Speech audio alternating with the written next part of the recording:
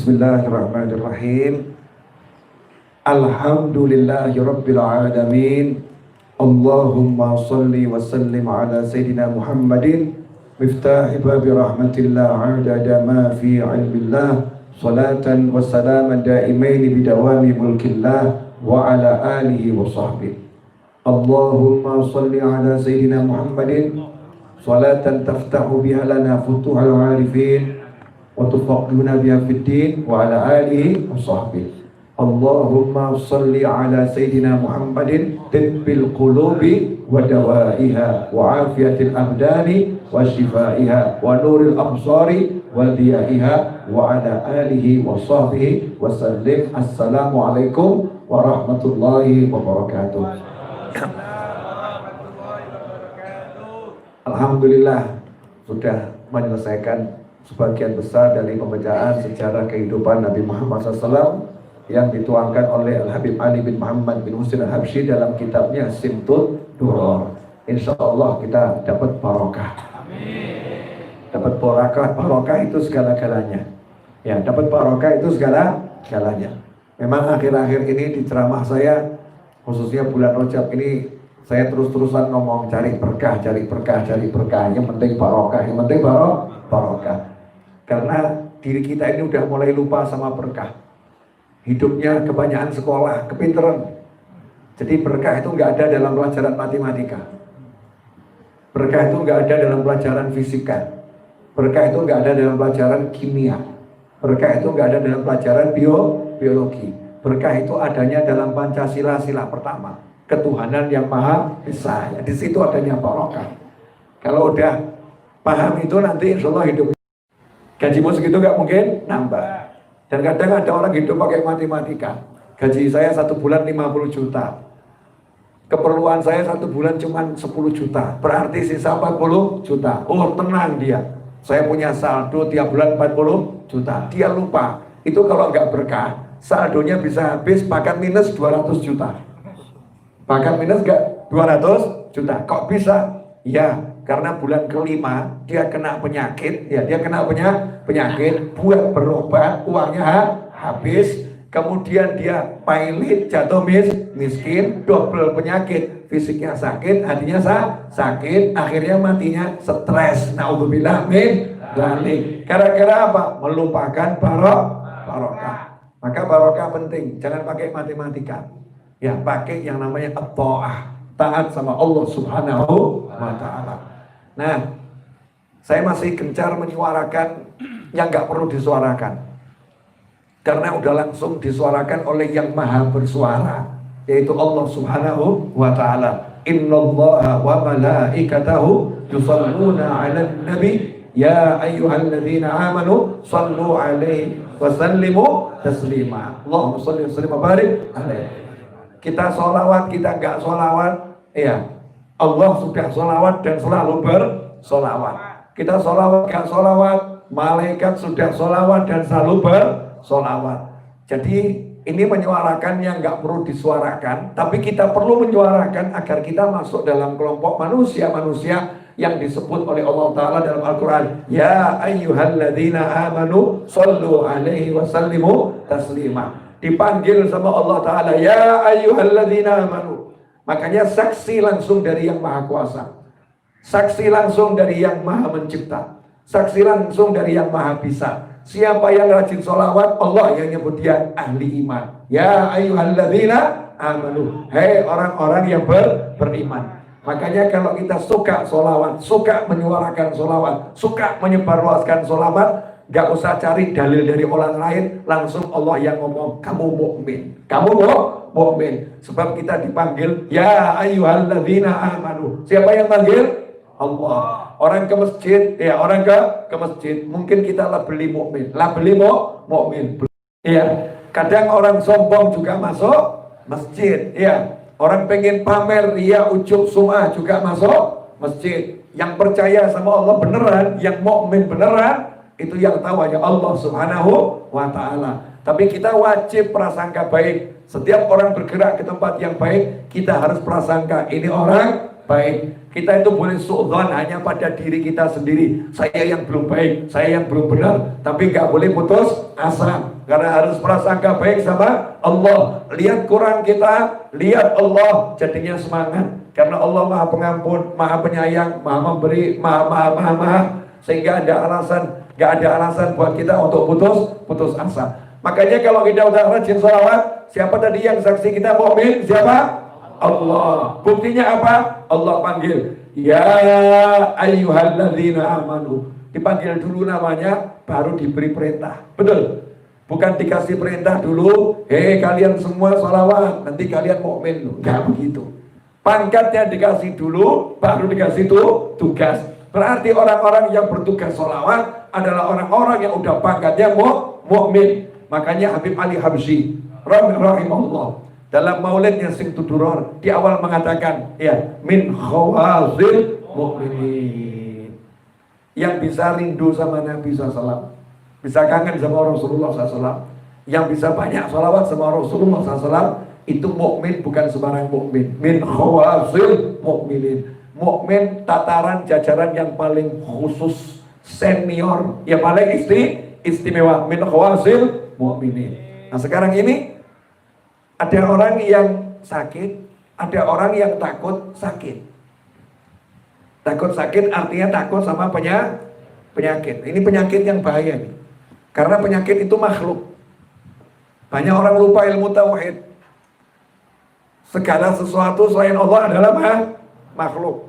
Penyakit apapun, mau kanker, mau liver, mau asam urat, mau kolesterol, mau lambung, ya. Apalagi stroke, sebutkan penyakit yang kelas berat, saya nggak hafal soalnya.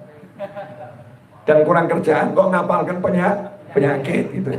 Tapi coba yang sering didengar, apa coba? Sebutkan. Nah, corona itu baru lahir udah buat masalah itu. Corona itu artinya corona ya kan, yang menemani. Orangnya namanya korin. Jadi kalau corona nempel nggak mau pisah, ya betul loh, namanya menemani. Korin itu hanya bisa kalau yang ditemani sudah mati. Kalau yang ditemani belum mati, dia tidak mau pisah. Tapi orang yang ditemani korin itu sehat-sehat saja. Gak ada judulnya ditemani kok mati. Ya betul ya. Jadi mati bukan karena ditemani, mati karena memang dicabut Israil alaihis salam, berarti ajalnya udah tiba, kontraknya sudah habis. Gitu aja kok repot. Yang lain udah, penyakit yang lain jangan bahas corona, nggak penting, bahas apa? Tumor, apalagi kanker, paru-paru, apa? Bolong, bukan lagi basah ya. Paru-paru lubang, jantung, itu udah jelas, jantung berhenti pasti mati. Iya, enggak, salah. Jantung berhenti belum tentu mati. Banyak orang yang udah jantungnya berhenti nyatanya hidup lagi. Mati itu dalam syariat definisinya bukan berhentinya jantung. Berhentinya jantung tidak berdetak lagi, mati, definisi dokter. Definisi mati dalam ilmunya Allah, ilmu Nabi Muhammad SAW cuma satu kata. Kalau ruh udah keluar dari jasad udah pisah sama ruh, manusianya dikatakan mati. Jantung tidak berdetak, seluruh fungsi tubuh tidak berfungsi. Kalau ruh masih di dalam, namanya belum mati. Masih hidup tapi gak obah, hidup tapi tidak bergerak. Itu nanti tiba-tiba bisa bergerak. Banyak kejadian saudara-saudara. Salah satunya teman saya di Makassar sana, udah disolatkan takbir ketiga bangun lagi. Yang nyolatkan langsung geblak. Untung yang nyolatkan tidak mati. Takbir ketiga, ya udah 3 hari dinyatakan meninggal, udah dimandikan, dikafani, bahkan diawetkan, ya bahkan diawetkan biar jenazahnya nggak membusuk, biar aromanya nggak terlampau, gitu kan ya, diawetkan. Pakai apa tuh namanya buat ngawetkan tuh? Formalin, udah dikasih formalin. Takbir ketiga hidup lagi. Sampai sekarang orangnya masih ada di Makassar. Kalau pengen ketemu nggak akan saya antarkan. Jauh Makassar ya. Cari sendiri di sana ya, cari sendiri. Jadi mati itu karena apa? Ruh pisah. Gak ada hubungannya dengan fisik. Penyakit itu makhluk. Makhluk jangan ditakuti. Takut kok sama makhluk. Takut sama yang menciptakan, yaitu Allah Subhanahu wa ta'ala. Takut sama Allah. Kalau udah takut sama Allah, gak takut sama penyakit. Ya sakit ya dijalani. Orang hidup tuh kan resepnya cuma 2. Kalau nggak bisa 2 ini silakan mati. Silakan mati. Maksudnya walaupun kamu hidup, kamu sudah mati. Sehingga hidupnya nggak mungkin enak. 1, dapat nikmat syukur. Alhamdulillah. Syukur. Kalau nggak mau syukur dapat nikmat, mati. Contoh, istri. Nah, ibu di atas tuh. Ya, yang udah punya keluarga. Bu, ya, punya suami. Disyukuri nggak, Bu? Jawabnya lama ini. Alhamdulillah. Mana yang lebih sering mensyukuri suami atau mensyukuri suami orang lain? Pak, itu suaminya baik loh, gak seperti kamu. Pak, itu suaminya ganteng loh, gak seperti kamu. Orang yang begini nih, yang begini, padahal udah punya suami. Suaminya ya alhamdulillah, dia ganteng loh. Kalau suaminya perempuan kan medeni. Suaminya kan laki-laki berarti kan ganteng, alhamdulillah, ya sehat. Suaminya ya nemeni. Mestinya kan dia ngomong sama dia, alhamdulillah aku punya suami. Ya, ini nggak mau gitu. Ngelihatnya yang lain, nggak mensyukuri yang ada. Hidupnya pasti susah. Orang kalau nggak bisa mensyukuri yang dimiliki, nggak mensyukuri yang ada, lihatnya yang lebih tinggi terus dalam urusan dunia, maka dia tidak akan pernah bahagia. Allah tidak akan pernah mencatat dia orang yang bersyukur ataupun orang yang sabar. Sabda Nabi Muhammad SAW bil makna, orang yang dalam urusan dunia selalu melihat yang lebih tinggi, akan merasa kurang dan kurang dan kurang dan kurang. Nah, kalau merasa kurang kan gak enak ya. Kalau merasa cukup kan nikmatnya luar biasa. Yang kedua, sabar.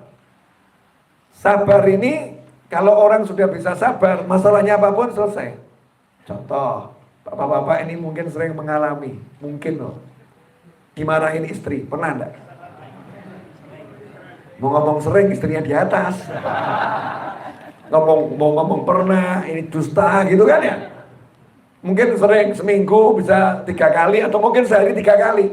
Kayak minum obat ya, sehari 3 kali. Dan kan tingkatan yang tertinggi syukur. Alhamdulillah istriku sehat. Itu tingkatan tinggi. Nah, sadar saja Anda yang di hadapan saya ini tingkatannya ya udah sadarlah. Mau ngaku tinggi ya nyatanya belum tinggi. Kita ini kan singkatan al-keluh wal kesah. Dikit-dikit ngeluh ya, berkeluh kesah. Jadi kalau istri marah, maka kita pakai kendaraan namanya sabar. Sabar. Tahan emosi. Kamu tidak pernah ngasih duit saya, padahal baru ngasih 5 juta. Sabar tahan emosi. Kalau bisa sabar, selesai masalah. Temennya nanya, Mas, kamu tuh sama istri model begitu kok kelihatan wajahmu bahagia. Jawab, yo gak bahagia. Nah terus sabar. Loh, tapi sabar kok bisa buat kamu bahagia? Hanya orang bodoh yang sabar tidak bahagia. Mulai bingung yang nanya. Lu sabar kan gak enak, kok kamu sabar bisa bahagia? Biasanya syukur itu bahagia. Loh kalau kamu sabar gak bisa bahagia berarti kamu bodoh. Kamu belum paham apa itu sabar. Orang itu sabar karena satu alasan. Apa? Wasobru thawabuhul jannah. Orang yang sabar balasannya surga. Jadi kalau istriku marah-marah, aku gak lihat marahnya. Yang ku lihat, kalau aku sabar dikasih Allah surga. Jadi aku bahagia. Nanti kalau istriku nanya, kenapa kamu bahagia Mas? Jazakillah khairan, berkat kamu aku dapat surga. Posisimu entah di mana. Enak Pak? Enak. Di orang ini hidup dunia cuman ya itu, kalau nggak sabar syukur, nggak siang ya malam. Kalau udah siang terus kiamat nanti. Begitu, nggak ada warna yang lain. Lah udah paham kok masih bingung hidup. Heran saya. Mas, halo. Ini di hadapan saya manusia semua? Enggak manusia semua, ada manusia, ada jin, ada malaikat, bahkan setan juga ada. Bahkan setan ikut pengajian. Jangan kamu kira setan enggak ikut pengajian, ikut, tapi jarak jauh. Karena setan dilarang masuk pengajian. Tapi setan punya kemampuan, walaupun jauh ya, dia nanti bisa goda kita. Dia nanti bisa goda kita, tapi setan enggak boleh masuk pengajian. Karena pengajian dibentengi oleh malaikat yang jaga majelis ilmu. Makanya di majelis ilmu walaupun setannya jauh goda-goda, kita nggak akan terasa terpengaruh selama masih di pengajian ya. Begitu keluar, wallahu a'lam. Karena di luar sana setan sudah menanti. Setan udah menanti. Contoh aja, di pengajian ingat hutang, nggak akan suntuk. Karena setan nggak nembus, nggak akan suntuk. Di luar pengajian ingat hutang, wah, setan nakut-nakutin, rumahmu disita loh. Nanti kamu hidup di mana? Nanti begini, takut-takutin sama setan. Akhirnya stres, ya susahnya luar biasa. Saya ulang dikit boleh? Ya, tenang. Ini 17 menit 51 detik. Lanjutkan ya. Pemirsa di mana? Kapan giliran suami? Bu, ya, jadi istri enak tidak? Bahaya loh. Enak jadi laki-laki itu kalimat bahaya. Kalau itu keluh kesah, enak ya jadi perempuan, itu juga kalimat bahaya kalau kesah. Karena jadi laki perempuan bukan pilihan, itu hadiah. Udah kamu laki-laki, udah kamu perempuan. Resepnya hidup itu cuma satu di antara dua, dan dua-dua harus diamalkan. Sabar, syukur, sabar, syukur, sabar, syukur. Kalau udah begitu, mesti enak. Nah, termasuk ini tadi yang disebut apa? Corona ya. Corona. Ya Allah. Corona ya. Namanya bagus, tapi bawa masalah. Masalahnya apa? Dia datang di tengah orang-orang yang udah mulai lupa sama Allah. Dia datang di tengah-tengah manusia yang udah mulai lupa sama Allah. Jadi dikasih corona saja kocar kacir. Sampai akhirnya masker diborong. Gara-gara corona. Dikira itu masker bisa melindungi dari penyakit. Kamu sembunyi di bawah kolong. Ruanganmu tertutup semua. Kalau jatahnya kamu sakit ya sakit. Selesai. Ya, jatahnya kamu sakit ya sakit. Loh, tapi kita harus jaga diri. Jadi muslim gak usah ribet, gak usah lebay. Harus menjaga diri. Kita harus begini. Muslim mana yang gak menjaga diri? Muslim mana yang gak waspada? Muslim mana yang gak bersih? Gak ada. Ya, muslim itu pasti bersih. Muslim itu pasti bersih. Kenapa? Uang tugasnya satu hari sholat 5 kali. 5 waktu sholat. Betul ya? Bahkan dianjurkan qobliyah ba'diyah. Untuk sholat wajib dalam keadaan suci. Dari hadas besar maupun hadas kecil. Berarti dia dalam keadaan berwudu. Wudu itu ya, di antara rukun wudu, seluruh anggota tubuh yang berhubungan dengan dunia luar itu wajib dibasuh. Wajah, iya, tangan, kaki. Ini kan berhubungan dengan dunia luar. Kemudian kepala, rambutnya ini berhubungan dengan dunia luar. Yang lain dianjurkan, disunahkan, telinga. Sebagian ada yang mengatakan leher, disunahkan. Kemudian juga disunahkan lebih. Kalau tangan wajibnya rukunnya sampai siku lebih dikit, suruh lebihkan lagi. Siapa yang melebihkan itu akan lebih sempurna. Kaki sampai mata kaki suruh lebihkan lagi. Semakin lebih semakin sempurna. Yang sisa yang mana? Yang dimaskeri. Baju. Pakai baju, pakai kaos. Ini kan masker tingkat tinggi kan? Bukan cuma hidung ya. Terus ke sini. Yang hidung selesai. Tidak disunahkan. Jadi kalau kita ini kena penyakit, sudah menjalankan syariat Islam, menjalankan sunnah Nabi Muhammad SAW, kena penyakit, takdir saudara-saudara selesai. Takdir. Tanya sama dokter, gak ada yang lebih bersih dari kita. Kalau udah kita jalankan betul syariat Islam, mau makan disuruh cuci tangan. Iya. Kalau meludah yang gak boleh mengarah ke orang, iya, suruh minggir ke arah yang lain. Kalau di tanah segera ditimbun. Ajaran Islam dijalankan benar, selesai masalah. Gak akan kena penyakit, kecuali memang takdirnya sakit. Takdirnya sakit, waktunya sakit. Dokter yang hidupnya sehat, banyak yang sakit. Betul. Dokter yang paling tahu sehat, jaga betul. Ya kena penyakit. Makanya nggak usah lebih sama penyakit atau sakit. Ambil jurus ini. Apa jurusnya? Jurus yang namanya kita nggak takut sama sakit, nggak takut sama penyakit, takutnya sama Allah Subhanahu wa Ta'ala. Kalau udah takutnya sama Allah, kena sakit, nyantai. Ya berobat. Orang sakit kok kemudian alasan takdir. Mas kamu kok nggak berobat? Terima takdir. Salah. Orang sakit, takdirnya sakit, maka tugasnya berobat. Berobat kemana? Ahlinya. Mungkin ada dengan dokter, mungkin ada dengan herbal ya, dengan herbal. Mungkin ada dengan pijat, yang punya keahlian terserah dengan ahlinya. Tapi jangan lupa nggak ada yang lebih hebat dari mengobati penyakit, mencegah penyakit dan menyingkirkan penyakit ya dari Allah Subhanahu wa Ta'ala. Seringkali kita berobat tapi lupa sama yang ngobati. Obat tuh nggak bisa ngobati, dokter nggak bisa ngobati. Dulu waktu saya masih kecil, saya punya pembantu rumah tangga dulu. Sekarang nggak punya pembantu rumah tangga. Dulu masih kecil punya pembantu rumah tangga. Pembantu saya itu sakit. Oleh ibu dan ayah saya diajak ke dokter, ayo pergi ke dokter. Pembantu saya itu geleng-geleng kepala, nggak mau. Orang desa. Kemudian mengeluarkan satu pepatah yang lucu, yang saya kenang sampai sekarang. Nggak mau ke dokter, dokter didodok gemeter. Dokter didodok gemeter. Percuma nanti kamu ke rumah dokter jam 2 malam, dokter juga gemeter. Siapa itu? Dokternya juga sakit. Ini kata pembantu rumah tangga. Maksudnya apa begini? Maksudnya dokter nggak bisa nyembuhin. Kira-kira berdasarkan pengalaman, kalau sakitnya ini dikasih ini, insya Allah sembuh. Kalau nggak sembuh, kira-kira dengan obat yang ini, insya Allah sembuh berdasarkan kasus yang sudah ada. Karena penyakitnya jenis ini, obatnya jenis ini, insya Allah sembuh. Belum sembuh, kira-kira lagi. Nggak ada kepastian. Karena yang bisa menyembuhkan hanya Allah Subhanahu wa Ta'ala. Selain Allah nggak bisa. Nggak bisa. Karena itu nomor satu, jangan cari dokter dulu. Jangan cari masker dulu. Ya, jangan A sampai Z dulu. Nomor satu, datangi Allahnya dulu.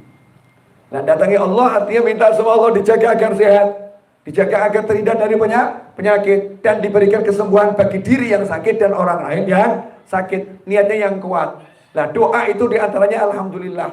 Doa yang paling mujarab kalau diawali sholawat. Apalagi kalau sholawatnya udah mengandung doa untuk kesehatan. Wah, itu nikmatnya luar biasa. Alhamdulillah ulama udah ngajari sholawat tibbil qulub. Allahumma salli ala Sayyidina Muhammadin tibbil qulubi wa dawaiha. Ya Allah, limpahkan sholawat kepada Nabi Muhammad SAW. Tibbil qulub, dokternya hati.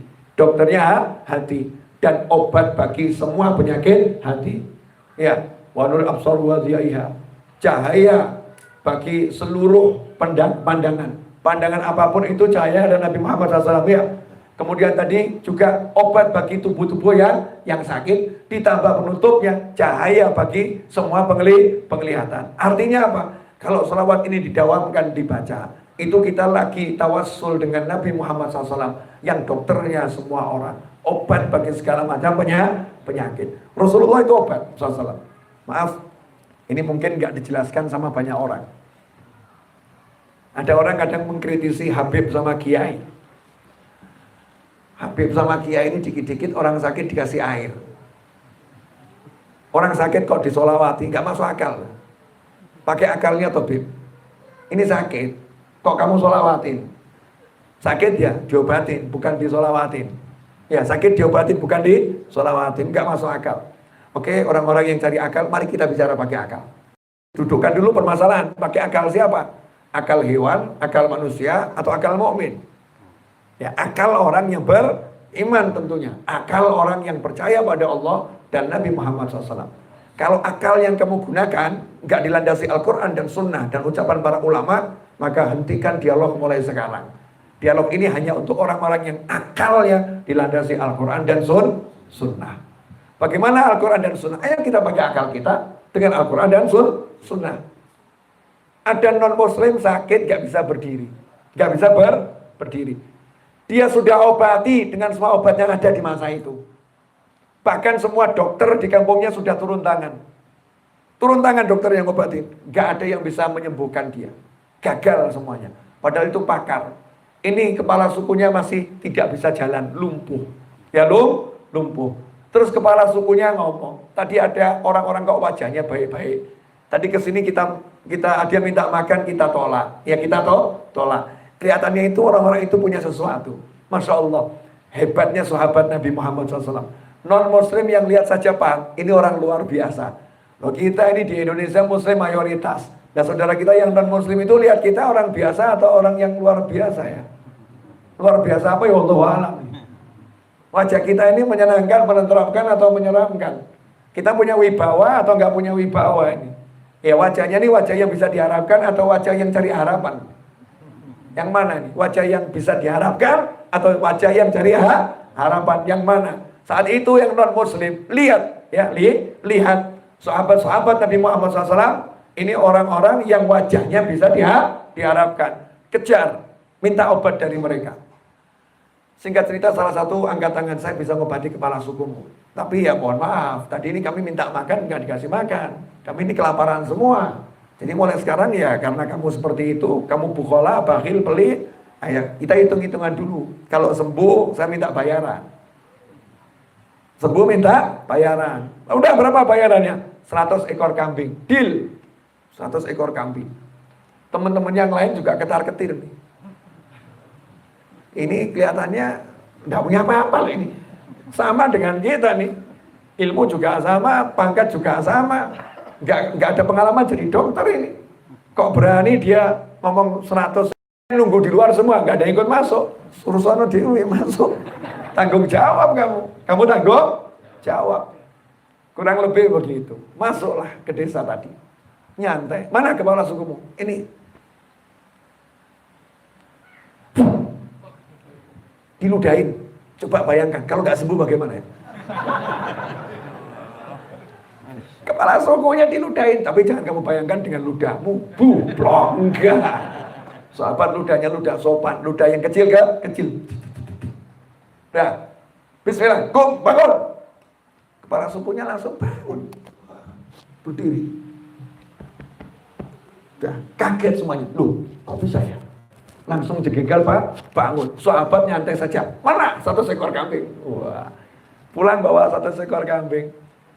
Temennya lihat, wih berhasil bawa kambing. Berhasil bawa kambing. Maka diajak makan sama temannya. Ayo makan. Udah mau.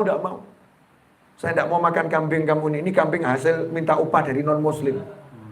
Dan tadi kamu ngobati pakai komat kamit apa nggak jelas juga itu. Iya.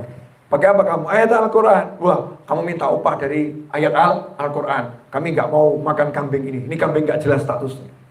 Terus terserah kamu. Saya lapar, mau makan. Nah ini sahabat udah mengamalkan ilmu, mau mikir, mau mumet. Ya, udah mengamalkan. Dah, sahabat sembelih makan, terus pulang ke Madinah. Sampai di Madinah, yang lain lapor sama Nabi Muhammad SAW. Ya Rasulullah, tadi ada peristiwa begini. Rasul nanya, mana orangnya mana? Suruh ke sini. Dihadapkan ke semua orang tadi ya. Tadi kamu apakan tuh yang sakit? Saya bacakan Al-Fatihah, wahai Nabi Muhammad SAW. Saya jampi-jampi. Jampi-jampi itu bahasa Jawa diangkat menjadi bahasa Indonesia. Bahasa Arabnya ruqyah. Ya, makanya ruqyahnya sahabat itu nggak banyak apa aneh, santai. Selesai. Itu ruqyahnya sahabat. Nah, kalau kita ini kadang ya. Kita ini kadang. Jampi-jampinya orang-orang soleh itu nyantai saja, dilihat dah pulang sembuh.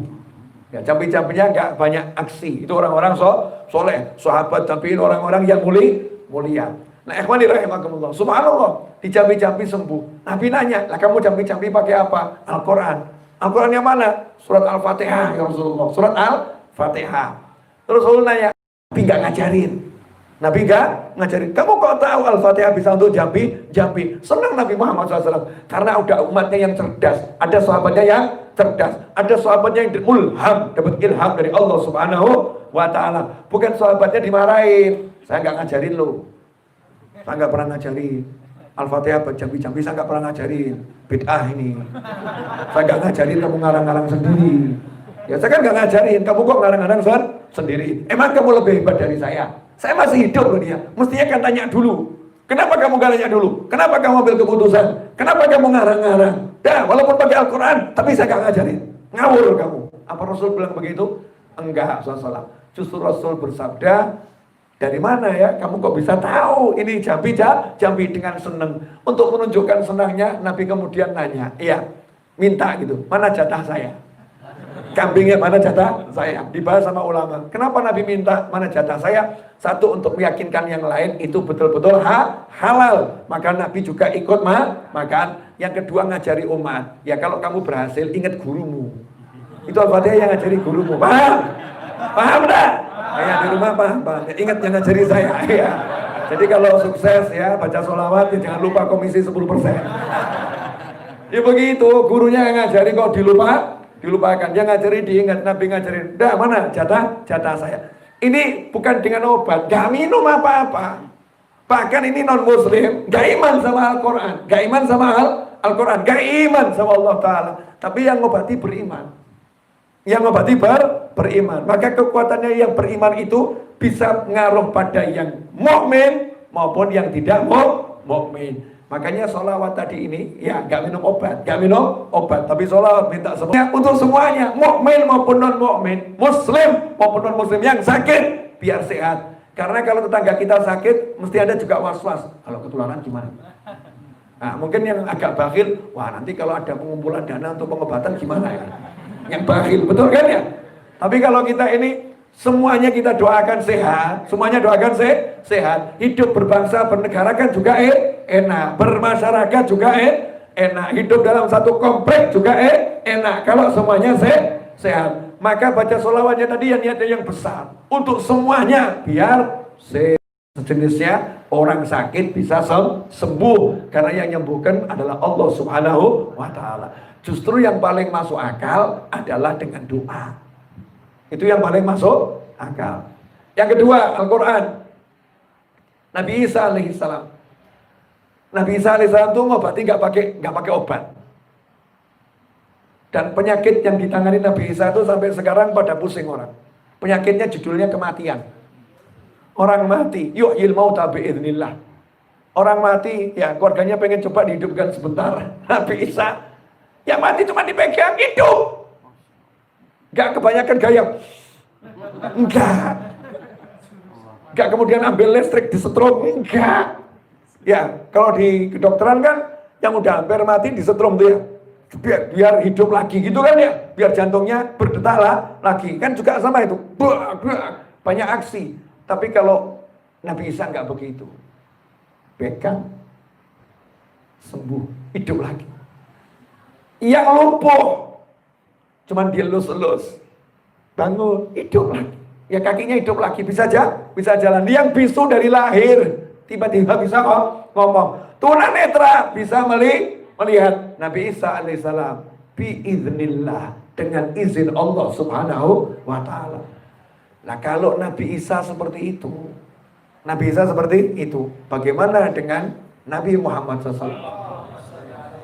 Rasulullah itu di dada beliaulah ditaruh Al-Quran. Kita kan nggak ditaruh Al-Quran di diri kita. Rasulullah di dadanya ditaruh Al-Quran. Lau anzalna hadzal Qur'ana ala jabalin la ra'aitahu khashi'an mutasaddian min khasyatillah. Katanya Allah Ta'ala, seandainya Al-Quran ini kami turunkan pada sebuah gunung, maka kamu pasti akan melihat gunung itu hancur lebur karena takut sama Allah. Jadi kalau Al-Quran turun di gunung, gunungnya hancur. Betul?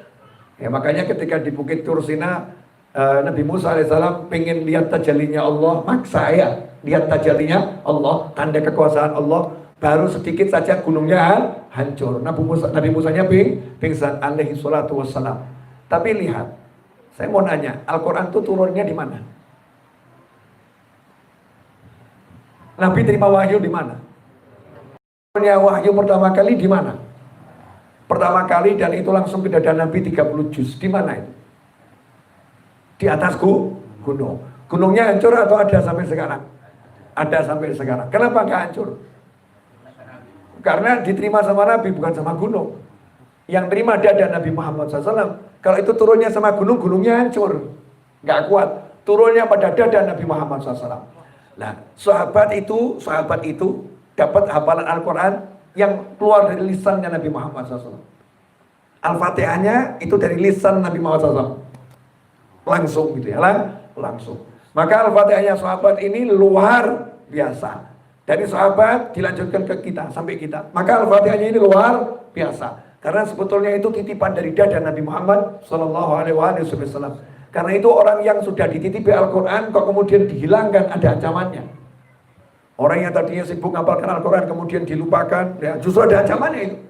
Kamu udah dititipi kok gak kamu hargai, gak kamu jaga, justru diancam. Karena Al-Quran ini kalamullah, sesuatu yang mulia, gak bisa dibandingkan dengan makhluk. Karena dia bukan makhluk, dia kalamullah.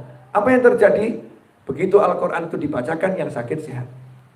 Yang sakit sehat. Zahiran wa batinan. Zahir maupun batinnya. Nah terus bagaimana dengan Nabi Muhammad SAW? Sekujur tubuhnya ditempeli Al-Quran. Yang langsung ya, yang langsung. Itu yang pertama. Yang kedua, Nabi Muhammad SAW ijma ulama ahlus sunnah wal jamaah. Ulama manapun di jagat raya ini tidak ada ciptaan Allah yang lebih indah dari Nabi Muhammad SAW. Gak ada. Di jagat raya ini tidak ada yang lebih kuat dari Nabi Muhammad SAW. Makhluk Allah yang paling kuat. Buktinya Isra Mi'raj nembus 7 lapis langit, ya kembali ke bumi, badannya utuh-utuh saja. Pesawat antariksa itu butuh lapis berapa itu? Nembus atmosfer, balik tinggal protolan kecil aja, ya kan ya? Pakai payung itu, pakai terjun payung setelah itu.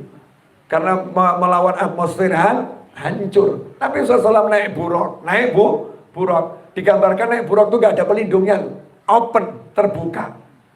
Gak seperti mobil atau pesawat open gitu ya, gak masuk angin, gak terbakar, nyantai. 7 lapis lah, langit tembus, nyantai. Pada kecepatan seperti ya salahmu sendiri. Karena melanggar peraturan di tol kan maksimal 100 kilo gitu kan ya. Kamu 170 km per jam. Coba buka jendela, telinga kita itu bisa pecah. Sakit di telinga, suara angin yang luar biasa. Atau kamu buka sunroofnya itu, suaranya kenceng di telinga luar biasa. Lah bagaimana Nabi SAW kecepatan super tinggi, ya kok biasa-biasa saja? Kenapa? Manusia ini manusia yang paling kuat. Sallu ala Nabi. Manusia yang paling kuat, super kuat Nabi Muhammad SAW. Paling kuat. Kemudian tidak ada ciptaan Allah yang lebih full manfaat dari Nabi Muhammad SAW. Gak ada. Makanya kalau kita cek air ludah Nabi Muhammad SAW obat, bahkan air seni Nabi Muhammad SAW obat, darah Nabi Muhammad SAW obat, keringatnya Rasulullah obat, sentuhan tangannya obat. Sampai ada sahabat ulama yang ngarang buku tentang sentuhan tangan Nabi Muhammad SAW. Jadi dengan sentuhan tangan itu banyak yang dapat rambutnya Nabi SAW, rambut jadi obat. Setelah rambut itu terpisah dibagi-bagi sama sahabat, dikasih air diminumkan jadi obat. Makanya kalau ada orang nanya, ini apa sholawat bil qulub? Nabi kok dibilang obatnya hati, penyembuh badan? Ya itu memang Nabi mau obatnya hati, Nabi mau penyembuh badan yang diberikan oleh Allah Subhanahu wa Ta'ala. Jelas semuanya? Oke, sedikit lagi. Saya juga udah ngomong kebanyakan nih, 42 menit. Tadi tenggorokan gerok, suara nggak keluar, sekarang teriak-teriak. Betul. Geroknya masih ada atau hilang? Masih tapi nggak terasa. Betul kan ya? Karena saya nggak mau takut sama gerok.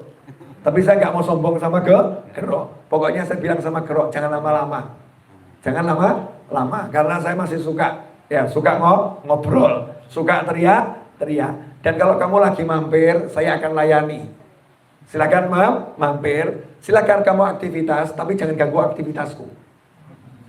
Jangan ganggu aktivitasku. Jadi saya nggak mau ngeluh, Rasulullah, gimana ini? Enggak, kesian. Rasulullah itu juga makhluk Allah. Makhluk Allah, hargai dia. Ajak bicara saja, ajak ngobrol. Asik-asik. Tapi jangan kamu coba-coba minta penyakit. Nah, Nabi Muhammad SAW, tubuhnya semua obat. Dirinya semuanya obat. Zaman sekarang coba tanya sama dokter. Ini ayahnya Mas Riza ini kan dokter. Ya beliau dokter internis. Itu dan ahli senior. Dokter yang Anda temui, cek semua obat yang dikasih, baik bentuknya itu padat maupun cairan, pasti itu sumbernya, asalnya dari tumbuhan. Zat asalnya, kimianya dari tumbuhan. Dari sesuatu yang dalam bumi. Zat asalnya dari dalam bumi. Zat asal itu diramu, jadinya obat. Setelah dengan hitungan-hitungan tertentu. Kurang ini, kasih ini, obatnya ini. Kan begitu ya. Kelebihan ini, kasih ini. Biar seimbang lagi, obatnya ini. Nah, untuk menambah, untuk mengurangi zat-zat yang diambil dari bumi. Nah, kalau kamu percaya zat-zat di bumi ini bisa ngasih manfaat, sementara Nabi Muhammad SAW adalah makhluk zat yang paling manfaat. Makhluk zat yang paling manfaat. Apa masih perlu dijelaskan lagi kalau sekujur tubuh Nabi adalah obat?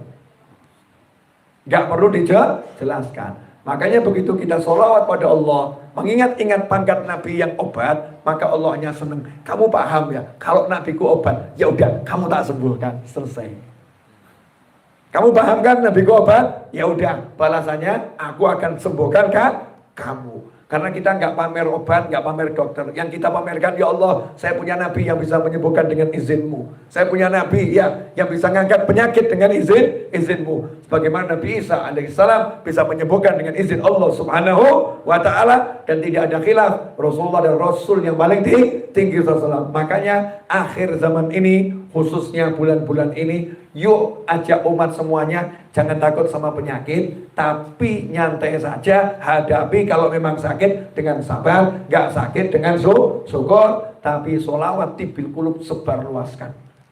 Yang tadi ini tibil kulub, tapi syairnya bukan syair yang biasa dibaca orang. Syair-syair yang dibaca orang biasanya Ki Ageng Selo itu ya. Nah ini tadi saya pakai syairnya Habib Ali Habsyi rahimahullah. Di Maulid Simtudurar ada ya Maulid al-Mustafa yang 5 Yahsul Syifa, mendapatkan kesembuhan dari Allah subhanahu wa ta'ala. Dan itu akhirnya huruf mim. Sholawat tibil kulub juga akhirnya huruf mim. Makanya kalau digabungkan pas, refnya pakai sholawat tibil kulub, isi doanya pakai syairnya Habib Ali Al-Habsyi. Ini baru perdana di sini. Jadi kalau cari dimanapun nggak ketemu ini. Ya perdana di sini. Nah, insya Allah nanti seterusnya mau saya gaungkan. Dan saya ajak yang lain juga menggaungkan sholawat tibil kulub. Biar apa? Umat tenang.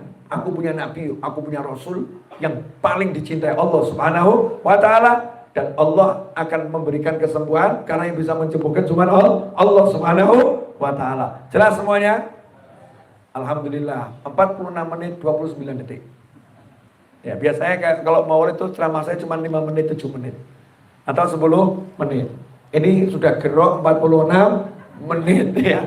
Alhamdulillah. Pokoknya hidup di antara syukur sama sabar. Malam hari ini alhamdulillah saya di makom syukur. Saya nggak mau makom sabar. Enak makom syukur. Pilih mana kamu, sabar atau syukur? Makanya guru saya ngasih wasiat sama saya. Jangan pernah minta sama Allah sabar. Kamu kalau minta sabar sama Allah berarti minta diuji. Minta diuji. Karena sabar itu kalau ada ujian. Tapi kalau kamu lagi diuji, kamu harus sabar. Nah, wong sehat-sehat saja, ada penyakit, gak ada apa-apa, kok doanya, ya Allah beri aku kesabaran. Nah, minta diuji, habis itu istrinya marah-marah. Minta diuji, habis itu suaminya marah-marah. Minta diuji, habis itu anaknya ganggu. Ya salahmu sendiri. Wong damai-damai, enak-enak, kau minta sabar. Sabar itu diminta kalau lagi ada masalah. Ya Allah, beri aku kesabaran dalam menghadapi penyakit ini. Ya Allah, beri aku kesabaran dalam menghadapi suamiku. Ya Allah, boleh bu. Kalau suaminya emang nyebelin, ya nyebelin luar biasa, minta kesabaran. Itu bu, boleh, bagus bahkan. Karena kalau istri nggak sabar bahaya, dikit-dikit ke pengadilan. Naudzubillah min dzalik.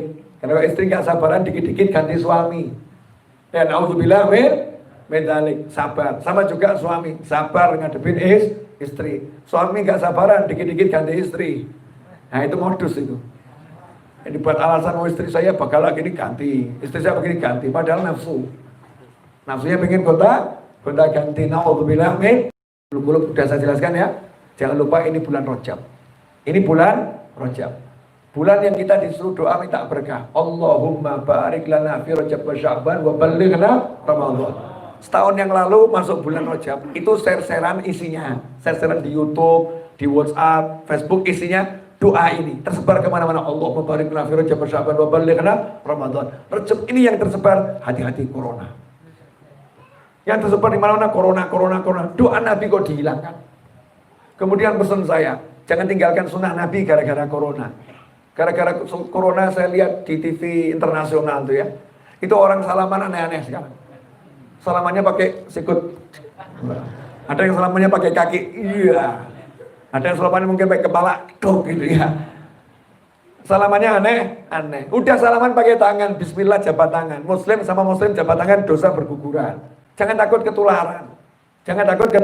Ketularan. Gara-gara takut ketularan salamannya aneh.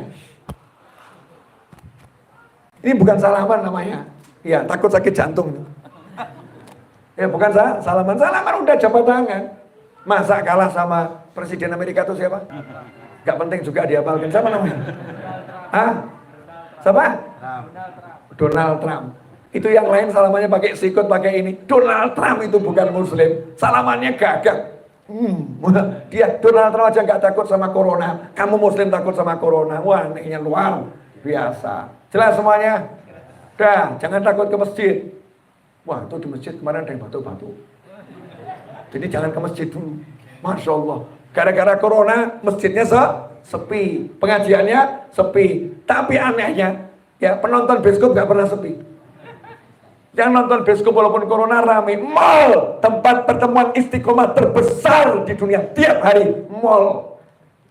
Tempat berkumpulnya manusia terbesar tiap hari. Mall dan pasar. Itu tiap hari manusia kumpul istiqomah. Betul? Ada corona, pasar semakin ramai. Mall semakin ramai. Nah kok kamu tambah buat sepi pengajian? Kan anehnya luar biasa. Yang nyembuhkan adalah Allah Ta'ala. Yang mendatangkan obat adalah Allah Subhanahu wa Ta'ala. Maka angkat tangan, minta sama Allah Ta'ala. Mari kita akhiri kajian ini dengan 3 kali baca sholawat tibbil qulub. Walaupun tadi udah banyak, biar semangat hati. Ustaz Ali Masum. Ya. Foto.